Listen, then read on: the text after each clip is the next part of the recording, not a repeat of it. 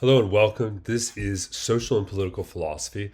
My name is Mark Thorsby, and today we're going to be discussing an essay by a philosopher by the name of Immanuel Kant. And that essay is called Perpetual Peace.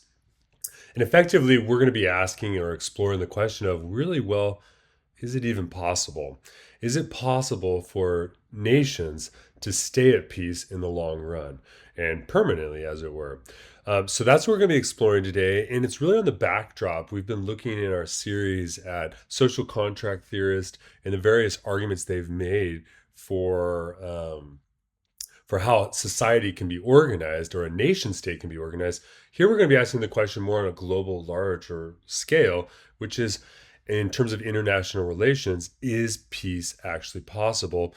And really, under what conditions might it be possible? So, welcome again. It's a pleasure to have you. And I'm excited to explore this issue with you. Now, the philosopher we're going to be looking at, his name is Immanuel Kant. Immanuel Kant was a Prussian philosopher. There's his photo, or not photo, but a painting or portrait of Immanuel Kant. But he was a Prussian philosopher that lived from 1724 to 1804. In some of my other videos, I've gone over a lot of his philosophy, his ethics, as well as his epistemology. Today, we're really going to be exploring his foray into political philosophy in particular. But I should mention some of the important works that he's written include the Critique of Pure Reason, the Critique of Practical Reason, and the Critique of Judgment. Those three works are his sort of primary three works, but he's also very much well known for his ethics that comes in the form of his book. He wrote a short book called Groundwork to the Metaphysics of Morals. He also discussed religion within the boundaries of mere reason. And he's also well known and famous for a short little essay he wrote called An Answer to the Question, What is Enlightenment? And he's also quite famous for this essay as well. He wrote many other things, very important philosopher. But today we're going to really be looking at this question of perpetual peace. So welcome back. What I'm going to do in this video is I just want to kind of go over the basic organization of the ideas that he articulates, which are necessary to actually have perpetual peace. Now, it's sort of organized into two sections. The first section are the preliminary articles. One of the things you're going to see as you're watching this video and as you're reading Kant's essay on perpetual peace is you're going to see that in many ways it's going to sound very familiar because what he articulates is really the kind of setup that was created in the 20th century, particularly after the United Nations was created. Of course, the United Nations is not a replica of Kant's essay on perpetual peace, but you're going to see that a lot of the things he argues for have already been implemented systematically into the international order today. And which raises some questions for us, which is number one is we still are not at peace. And so does it work? And number two is maybe we haven't fully implemented all of these ideas. And there's going to be a lot of issues we discussed today that have a lot of relevance with some of the issues that are really in the news today. Hot button issues such as immigration, for instance, is something we're going to talk about, and we'll see what Kant has to say about it. Okay, well, let's jump into it and let's just talk through what some of the preliminary articles are that Kant argues, which are necessary in order to have perpetual peace. The first one is that Kant argues that you can have no treaty of peace that tacitly reserves issues for a future war shall be held valid. So this means that if there's a peace treaty between two nations or more than two nations, but that the issues for a future war are still kind of going on, are still reserved issues that haven't been fully addressed, then that's not really a treaty of peace that should be kept as valid. Kant's view here is that ultimately nations should only have peace treaties which truly can be implemented for the long haul. Because remember, the goal is perpetual peace. So that means that no treaty of peace that really reserves issues for future war is really going to be held as valid. So you can think here, for instance, about when there's maybe a good example might be the armistice agreement between North Korea and the United States after the Korean War. Technically, the United States, at least as of the time of recording this video, is still at war with North Korea. And all we really have is an armistice agreement, which really kind of has created what look like conditions of peace. But in Kant's view, the real issues for a treaty of peace have never actually been satisfied. And in that sense, we really are not in a situation, at least within the United States, where we can say we're truly at peace with North Korea. So that's a sort of example. And throughout this, I'll be using pretty much American examples from the American experiment from the 20th century, sort of to talk about this. Of course, Kant didn't know about any of these issues when he wrote this, but you can see there is indeed a lot of overlap between what's going on today and what Kant argued when he wrote this. A second article is that no independent nation, be it large or small, may be acquired by another nation by inheritance, exchange, purchase, or gift. So the basic idea here is that you can't have perpetual peace if a nation can be just treated as property. Why would Kant argue this? Well, we can pull from the resources of the social contractual tradition in order to gain insight. Effectively put it this way, what makes a nation's government valid is the agreement that its people have with each other, right? This is the whole notion at the very center of social contractualism.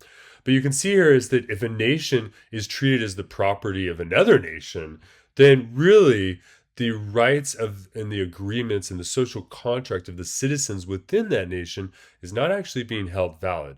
And this is going to create conditions for revolution and social unrest. And so that means that a nation you can't inherit a nation, you can't exchange or purchase a nation. So for instance, you might think, for example, a good example of this would be a good example of violation of this would be, for instance, the treaty that ended the Revolutionary War between the United States and Britain. Part of that treaty gave away the lands that the Native American or the Native American nations had. So they were treated as they were bought out essentially, or treated as exchange, and that is not valid. Another example might be, for instance, if you think about if one nation, you might think, a good example would be Puerto Rico. So Puerto Rico is a territory of the United States, and people who are Puerto Ricans are citizens of the United States. But for instance, if the United States decided to sell Puerto Rico to another country, for instance, this would be an example of violating this principle. Again, I'm not arguing that these are things that are going to happen, but just to give us examples of how we might apply this and recognize it. And it makes a lot of sense because ultimately, if we're going to respect the agreement and the social contractual conditions of the citizens, ultimately they are the ones who have to have the right to self-determination. It can't be just up to one nation to sell or decide for another nation, right? So that's the second article. So a third article is that standing armies shall be gradually abolished. The idea here that Kant has is that if you have a standing army, and what is a standing army? I guess we should define that. A standing army is a permanent army that's ready to go. So for instance, the United States today has a standing army. For instance, when the United States was first created, it did not have a standing army. And essentially when the United States had to go to war, it essentially raised an army, either by requiring citizens to join that army or by purchasing soldiers to help them or whatever the case would be. But the idea was that when the war was over, the army would essentially disband. Another example is during the Civil War, when the Union won against the Confederacy. The Confederacy was forced to disband the entire army that they had created. Because imagine, for instance, if today the southern states had an army, a Confederate army that they could use. This, of course, would create conditions potentially for a future war. So if we want to have perpetual peace or peace in the long haul, what we don't want to do are create the very conditions that enable war. A standing army is one of them. Now, you can certainly imagine that many people would object to this argument because many people would argue, just for a matter of practical politics, that you need a standing army in order to protect and defend your nation in the event of if its invasion or some other sort of dispute occurs between two other nations. So there's an argument here for a standing army that you might consider, but Kant's point here is that if we want perpetual peace, standing armies need to be abolished. Now, they need to be gradually abolished because Obviously, no nation is going to just immediately give up their standing army because it's probably part of their strategic defense strategy. So Kant's view here is that maybe we can gradually abolish them because as we can slowly demonstrate that peace is long lasting, then the need for a standing army would slowly diminish, thereby enabling its gradual abolishment. So that's the third article. Okay. Standing armies should be gradually abolished. Okay. What's the fourth article here? Is that, and this one's interesting because it involves the economics of a nation. He argues that no national debt shall be contracted in connection with the foreign affairs of the nation.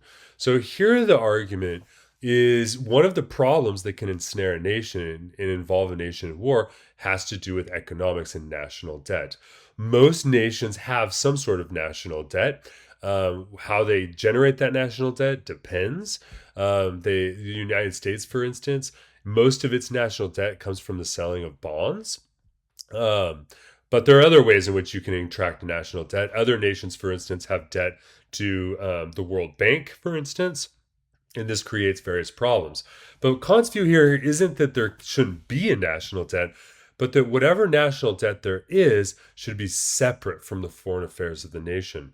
Because otherwise, the foreign affairs of otherwise, if the national debt, for instance, if you're unable to pay the national debt and it's to another nation, you essentially invite a war, or vice versa. So, for instance, the idea is that the national debt should be separate. Now, if we examine the United States, you can see here that the national debt of the United States is certainly intertwined with its foreign affairs. Or at least let's put it this way, the foreign affairs of the United States today has a large impact on its national debt. Most, or not most, but I can't say that with confidence because I'm not looking at the statistics right now, but a huge percentage of the national debt of the United States today is actually to China, for instance. So you can see here that this creates conditions in which the foreign affairs of the United States are intertwined with its national debt when it comes to China and other nations as well. So Kant's argument here is that you have to be careful to keep the foreign affairs of the nation separate from the economics of the nation. Otherwise, you might be creating the conditions which will create war later on, or at least end any sort of peace that might exist. And when we think about China and the United States today, there's a lot of discussion about the political and potentially military tensions between the two nations, and certainly economics is a part of that equation, and it definitely complicates things, as you might say.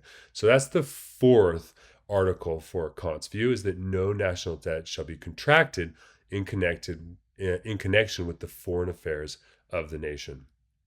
Okay, number 5.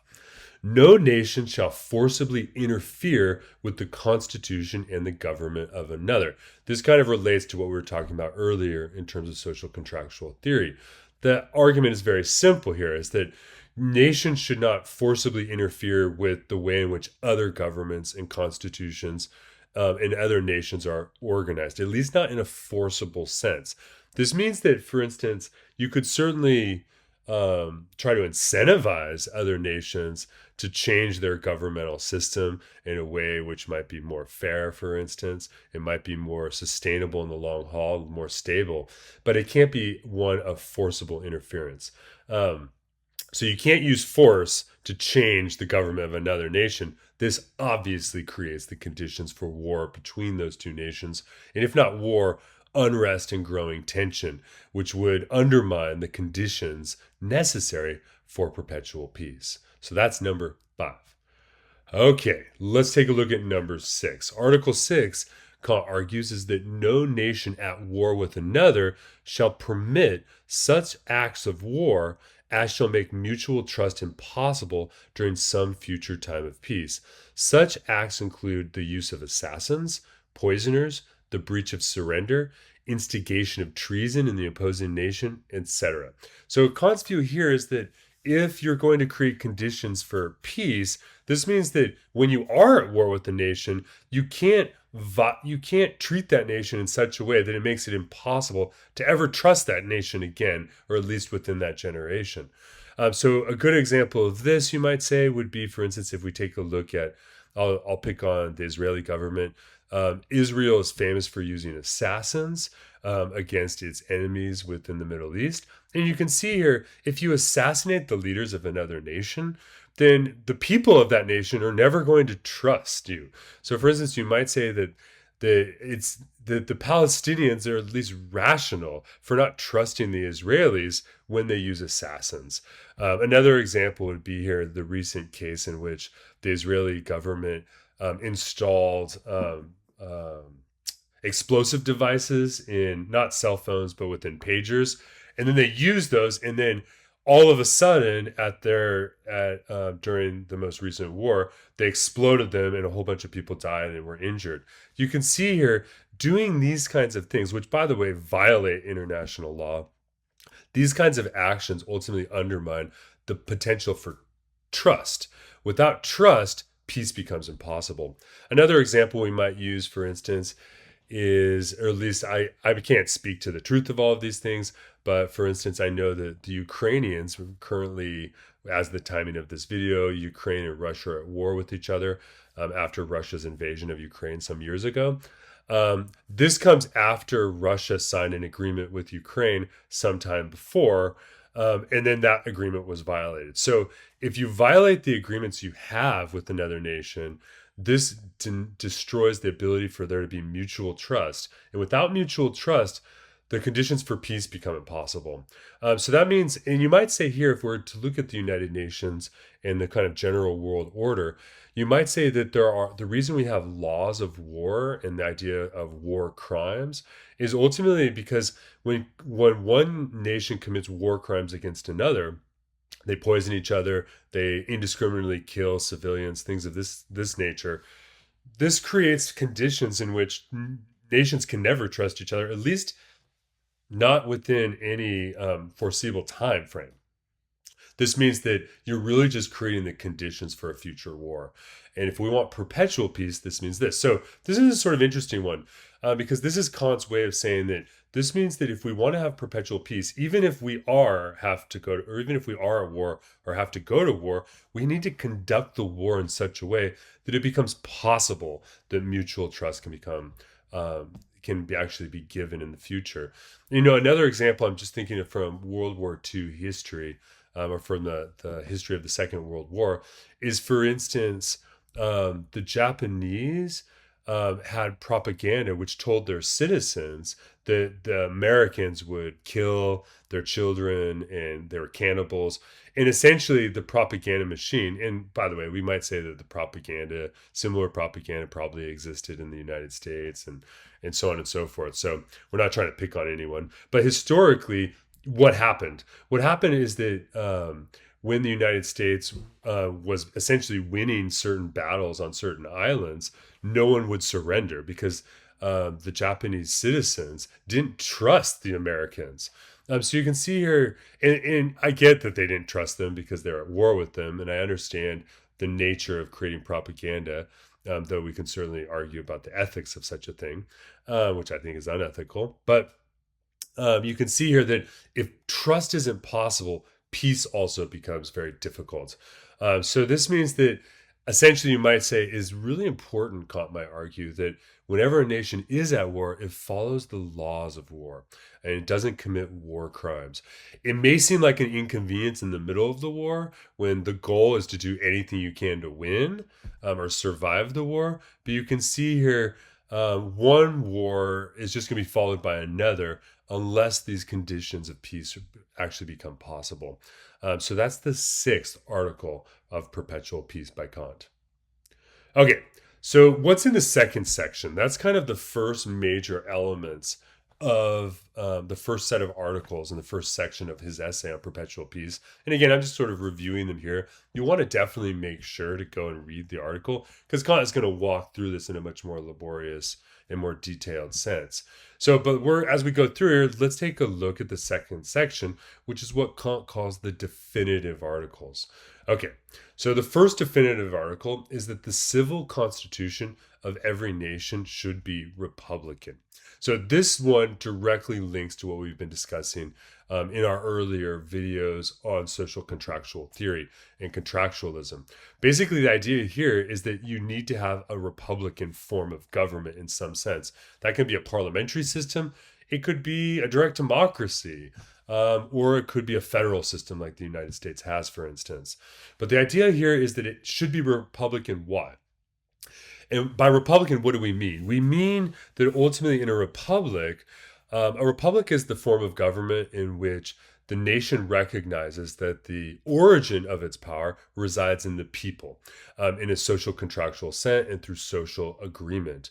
And that has to be protected because if you have a civil constitution that's not Republican, let's say you have a form of government that's a pure monarchy, or you have a form of government that's a despotism, or a dictatorship. If you have these types of government, this means that the nation is actually unstable over time. And because it's unstable, it's likely to go to war for various reasons. And so it's important that the civil constitution of all nations be Republican. Now, this certainly is not the case in the world today.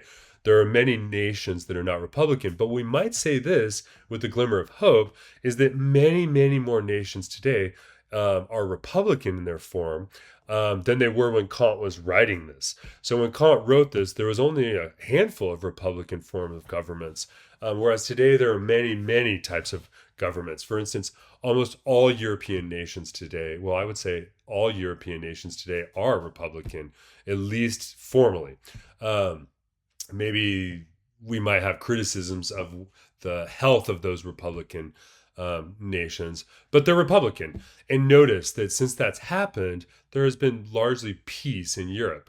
And one thing we've seen historically is that nations which are Republican, or democracies, we might say. Now, remember, a democracy is separate from a Republican form of government, but those terms are frequently interchanged with each other. But put it this way, nations which have been democratic have not really gone to war with each other. So this is the first primary definitive article. What are some of the reasons Kant gives? Well, one, republics follow in line with the idea of the original covenant or the social contract. And importantly, there's a legislator which is Republican. In other words, the citizens have an active way of voting and actually having communication with their government and informing their government. This becomes really important. Now, what are some of the ideas here? Republics accord with the principles of freedom, right? And republics also should accord with the principles of dependence of all the citizens of a common legislator. And number three, republics accord with the law of equality amongst its citizens. So this actually, these sort of three different, you might call them characteristics of a Republican government that Kant gives, is a helpful way of understanding the health even of a Republican form of government. We might say they go like this, is that republics help guarantee the freedom of their citizens. They depend upon their citizens for a common for legislative system, so the laws are written in accordance with the citizens' wishes. And finally, the equality is guaranteed among those citizens. So this is the idea here. And remember, one of the things we've discovered, particularly in our discussion with John Locke and his second treatise on government, is that always remember the legislative branch of a government in a Republican government is the primary branch, not the executive. It's not the president or the prime minister's office that is the most important part of a government. The most important part is the legislative branch. And that's the idea that ultimately those who write the laws write them for the common, according to the common good or the general will, to use Rousseau's term. And by doing so, this creates the conditions of stability, but it also creates conditions which are ethical. And when it's ethical, this enables peace to perpetuate. Okay, so what are some further comments? And I mentioned this before, is that we can distinguish between republicanism and democracy. A democracy is one in which the legislative branch, let me make this a little bit easier to see. The legislative branch is not separated from the executive. The people are actually both, right? So think of, if you go back in history to the direct democracy of ancient Athens, there, the execution of the laws was the same as those who wrote the laws. Where in a republican form of government, the legislative branch or the legislature is separated from the executive, and the legislative consists of representatives. So that's a helpful way to understand the difference again between a Republican form of republicanism, you might say, versus democracy. Okay, let's move to our next slide here. Sorry about that. Okay, number 2. This is the second definitive article. The rights of a nation should be based on a federation of free states. So here we should immediately think about something like the United Nations. Though we have to recognize this isn't quite necessarily the same thing, at least not in perfect order. Here's the notion here is that you need a civil union among nations, not a nation of nations. So, what is a civil union among nations? It means that nations come together and make agreements with each other. So, you might say this is that you have a legislative branch where citizens come together and make agreements, and then you have nations that come together and make agreements. What Kant wants to say is that what we're not saying is that we have a nation of nations where we have one big federal, like global government, and then we have localized governments, and then so on and so forth. So, for instance, this is important because this is precisely what the United Nations is. The United Nations is an institution which brings all nations together who will participate in order to make agreements with each other. One thing that's important is to understand the United Nations today, like Kant would argue, is not a nation of nations. The United Nations does not have authority over another nation. It is merely a set of treaty agreements between nations. So, for instance, even if a nation such as the United States agrees to something with the United Nations, at any point in time, the United States or any other nation can withdraw their consent and their agreement. Now, that might come with major problems that are worth considering, but the idea here is that it is a civil union among nations. Treaties, what is a treaty? A treaty suspends the waging of war, but it doesn't necessarily end the state of war. So this is an example. You might have a treaty that, for instance, you have a treaty, let's say, between the United Nations and North Korea. This suspends the actions of the war, but it doesn't actually end the state of war. You need a civil union among the nations. So not just a singular treaty, but you need an institution for creating civil agreements. So the rights of a nation will have rights just like individuals have rights. But what are these nations based on? Some sort of federation of free states. So to call it a federation here is to recognize that you need an institutional way of doing this. Remember, in Kant's day, when Kant was writing this, nations would just sign one treaty with another and another with another and another with another. If we look to the history of the First World War, or what they call in Europe the Great War, what happened? The war started after an assassination, and then after the assassination, every treaty forced every other nation to engage to join the war. So just having a system of treaties isn't enough. You need actually a union among the nations to actually hammer out the problems, as it were. Okay, let's move to the third definitive article. And this is the article regarding the cosmopolitan rights. There is a cosmopolitan right that shall be limited to the conditions of universal hospitality. So what do we mean by cosmopolitan right? Well, cosmopolitanism, or the idea of cosmopolitanism, originally comes from a Cynic philosopher, Diogenes, who used the term cosmopolitan to refer to where he was from. Someone asked Diogenes, where are you from? He said, I am a citizen of the cosmos. He was a cosmopolitan. So here what we're talking about is the rights that people should have throughout the world. We're talking about what we might refer to in our sort of parlance of today, human rights. And so the idea here is that we all should have rights anywhere we go, and these rights should be based upon certain conditions of universal hospitality. Well, what is hospitality? Hospitality refers, in Kant's language, to the right of an alien not to be treated as an enemy upon his or her arrival in another person's country.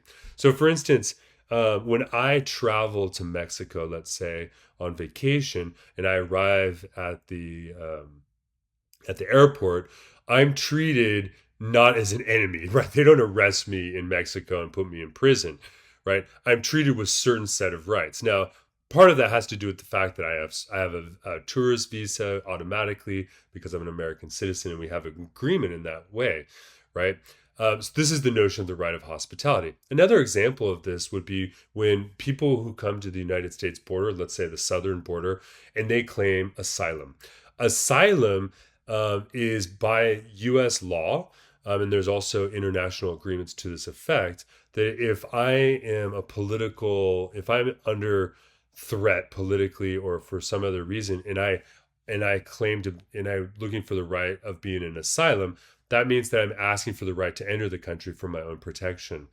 And according to the United States congressional law, it's not always followed, but according to the law, any person who claims to be an asylum seeker has certain sorts of rights that the United States has to respect.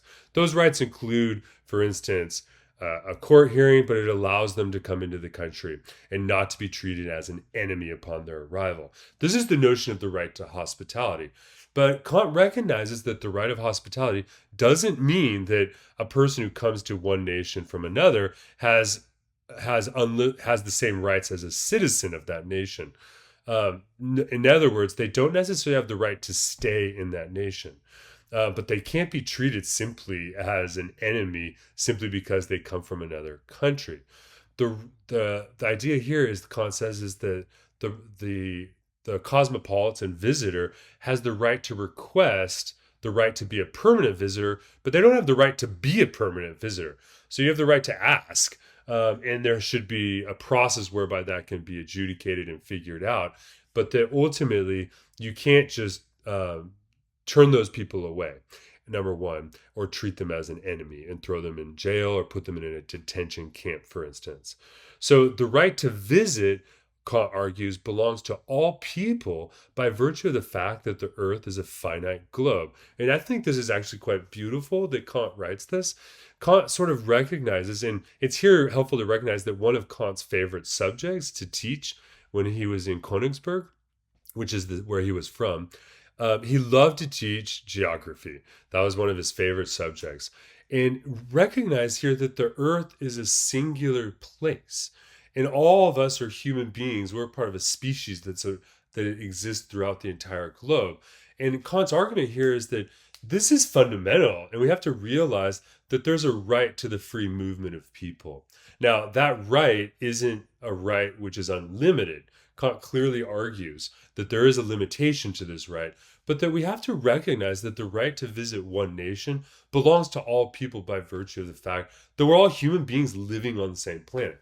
This reminds me of one of the very first, there's a famous cosmonaut, a Russian astronaut. That's the English term, but a Russian cosmonaut who lived in space for many years. He said that, and he writes in his biography that when he came to Earth, he was just confused by the fact that we had nations, because he'd been living in space every day, looking down and seeing just one globe, one sphere hanging in the darkness of space. And when he looked down from his spaceship, he couldn't see lines separating Russia from Ukraine or the United States from Mexico, etc. What he saw is one finite place. And when he came back to Earth, he said the whole politics of having nation states and invisible lines which divide us no longer made sense to him. Obviously, it made sense conceptually, but maybe not existentially, we might say. And this is sort of in line with Kant's recognition here that the earth is a singular place, and we're all, in some sense, citizens of the earth. And so the right of hospitality is ultimately related to that fact. Now, history itself is filled with lots of examples of non-hospitality. An example we can think of here is the treatment of the native population by the first Europeans to settle the American continent, or you might say by the United States and its treatment of the various native populations after it became a nation itself. You can think about the way in which, you can think about the history of Andrew Jackson and the Trail of Tears as an example in which the right of hospitality is not actually being extended in the way that it should be, at least in Kant's view. We can think of lots of other examples like that in our own day. Yeah, a good example going back a couple years ago is to think about when the Syrian war first initiated. And after the Arab Spring and the Syrian war, there was a huge movement of people who were fleeing that war zone. And the argument was that they need that right of hospitality. Not all nations extended it. There were some nations which said, sorry, you can't enter no matter what. And Kant would say this is violating this principle of hospitality. And notice here that without this principle, you're ultimately creating conditions for future conflict as well. Okay? Those are the baseline conditions that Kant argues. And I've kind of just gone through them very quickly here. But you can see here, if they were going to avoid war, and I have an image here of war. I think this is an image from the Second World War. If we're going to avoid war, we have to begin setting the stage for it. Kant thinks that the goal, he's not a fool and he's not a pure idealist. He realizes that peace is very difficult to achieve. And if we're going to achieve it, we need to begin setting the conditions for perpetual peace. And these are the conditions he sets forth. And so it's really interesting here to think about how his essay can be easily applied to the conditions of the 20th and the 21st century, the conditions of the international law that we're seeing today. And we see violations of these principles, but we also, in a manner of hope, see many nations which are trying to fulfill these conditions. Overall, I think Kant is hopeful, and I think we should be too, that we can create these conditions and abide and live by them, and that they probably will inevitably occur. Whether or not peace itself occurs and is perpetual, I'll leave that for you to decide. But I think it's a fascinating essay. And I want you to see this discussion really as a way of looking at how social contract theory, beginning with Hobbes and really building out from Hobbes to Locke and Rousseau and Montesquieu, and ultimately here into the international sense. So there's a way in which I think this essay by Kant, which is a very short essay, but really kind of lays out some really important conditions, which really we should still be mindful of today.